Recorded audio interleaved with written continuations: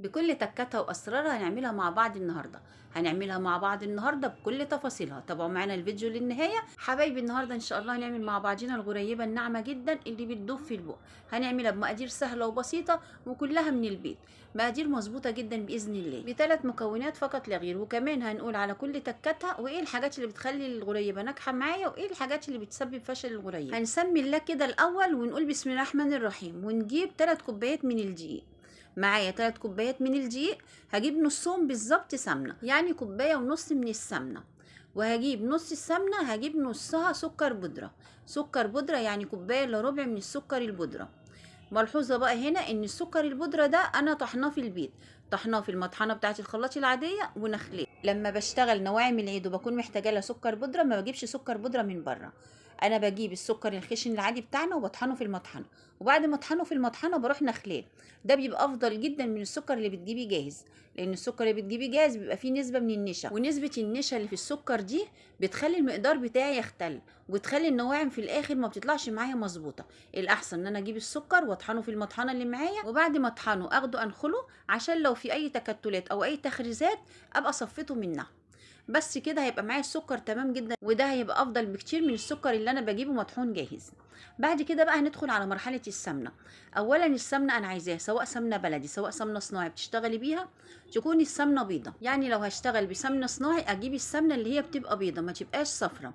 لو هشتغل بسمنه بلدي ما اجيبش السمنه البقري، لان السمنه البقري برضو بتبقى صفرة. اجيب سمنه جاموسي عشان تبقى بيضه، لان الغريبه بتبقى عايزه سمنه بيضه عشان الغريبه كده كده بيبقى لونها ابيض فاتح. يعني دي لا بيتي فور ولا كحك ولا بسكوت، لازم أن يكون السمنه بيضه عشان ما تغمقش معايا الغريبه. تمام كده تمام. احنا بقى نمسك السمنه بتاعتنا دلوقتي نروح ضربينها ضربتين قبل ما نشتغل بيها، يعني ننعمها الاول وبعد كده ننزل عليها بالسكر البودره. انا مسكت السمنه ضربتها وبعد كده عيرتها في الكوبايه، وبعد ما عيرتها في الكوبايه نزلتها بقى في الطبق اللي معايا ونزلت عليها بالسكر البودره، وخدتها هي والسكر البودره ضرب مع بعض. لو انتوا لسه بقى موجودين معايا وما زهقتوش مني يا ريت نصلي على حبيبنا محمد صلى الله عليه وسلم، ونضرب الخليط لحد السمنه والسكر ما اندمجوا كويس جدا مع بعضيهم وبقوا عاملين معايا زي الكريمه كده.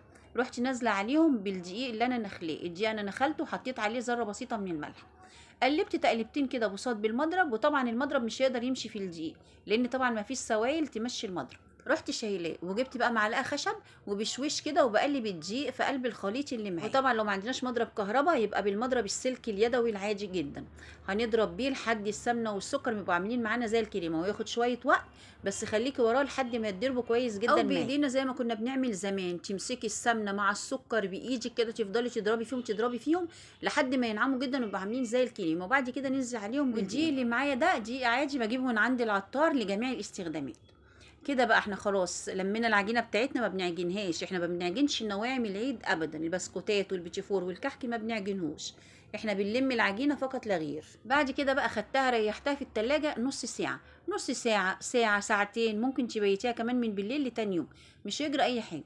المهم ان احنا بنريحها شويه في التلاجة بس ما يقلش عن نص ساعه عشان السمنه تلم في العجينه واعرف اشكل العجينه كويس. بعد بقى ما قعدتها في التلاجة اي وقت زي ما قلت لك مفيش مشكله من الوقت اللي تقعد فيه، اهم حاجه بس العجينه تستريح ما لا يقل عن نص ساعه. بطلع العجينه وبلمها بصابع ايديا، بحاول انعم فيها كده تنعيم بسيط بصابع ايديا، يعني ما عجنهاش عشان لو عجنتها الدقيق هيعمل عرق معايا والعجينه اللي معايا هتعضم او المخبوزات اللي معايا هتعضم. انا بس بنعمها بصابع ايديا فقط لا غير. المهم انا خدت بقى حته العجينه دلوقتي ورحت كابسه عليها بايدي كده عشان العجينه تلم معايا، ورحت مدوراها. دليل بقى نجاح الغريبه معايا ان انا لما بدوس عليها بصباعي زي ما انتم شايفين كده ما بيتشققش، العجينه مش مشققه وزي الفل. يعني ده دليل على نجاح الغريبه ان شاء الله باذن الله معانا. بحطها بقى في صينيه او في صاج ما يكونش مدهون اي حاجه. ولو عايزه بقى تعملي شويه غريبه ملونين ممكن تجيبي الوان من عند مستلزمات الحلواني وتروحي مقسمه العجينه وملوناها. عملتها بصراحه قبل كده واديتها هديه لواحده حبيبتي، والله بقت مبهوره بيها وما بقتش مصدقه شكلها وجمالها. انت بتجيبي الالوان وبتقسمي العجينه وبتروحي مديه كل حته عجينه لون معين كده، بيبقى معاكي كذا لون من الغريبه. والالوان اللي هتحطيها دي لا بتاثر على لونها ولا بتاثر على طعمها، بتبقى جميله جدا وما بتحسيش باي فرق بينها وبين الغريبه العاديه، هي بس بتدي شكل جمالي كده للغريبه. ولما تيجي تقطعي الغريبه ما تبططيهاش، خليها عاليه كده شويه. وطبعا التقطيعه اللي انت عايزاها بقى صغيره، عايزاها كبيره، زي ما تحبي طبعا قطعيها براحتك خالص. بعد بقى ما تقطعيها وقبل ما تدخليها الفرن حطيها في التلاجة تريح لها نص ساعه كمان، وتدخليها على الفرن سخن على طول. تدخليها على فرن درجه حراره 150 وتسيبيها تقريبا ربع ساعه، طبعا على الرف الوسطاني، وتشغلي الفرن من تحت بس، وتلفي الصينيه بقى كده من وقت للتاني. ما بتشغليش الشوايه عليها نهائي. الغريبه ما بتاخدش لون خالص، لا من تحت ولا من فوق. لو ارضيه الغريبه احمرت معاكي يبقى الغريبه كده نشفت معاكي. انت ما تزوديش عليها في السوا خالص، وبعد كده طلعيها اختبريها، هتلاقي الغريبه هتبصم في صوابعك كده، ما يجراش حاجه، وهي سخنه هتبصم. هتسيبيها لما تبرد وتهدى خالص، هتيجي تمسكيها تلاقيها عاديه جدا وما بتبصمش ولا اي حاجه.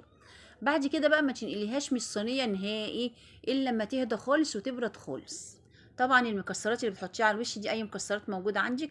انا حطيت عندي فول سوداني، وكان عندي كريز كده قطعته وحطيته على وشها. والكريز ده الكريز المسكر مش الكمبوت.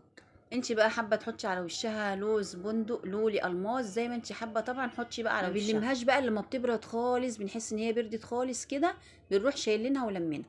عايزه بقى تحفظيها يبقى تحفظيها في علبه، تفردي فيها اكياس كده من اكياس التلاجة، وتروحي رص عليها الغريب، هتبقى معاكي زي الفل باذن الله. جربي بقى نواعم العيد بتاعتنا، متنسيش تقولي لي رايك ايه، ولو عجبتك وعجبك الفيديو متنسيش تدخلي قناتي تعملي لي لايك واشتراك.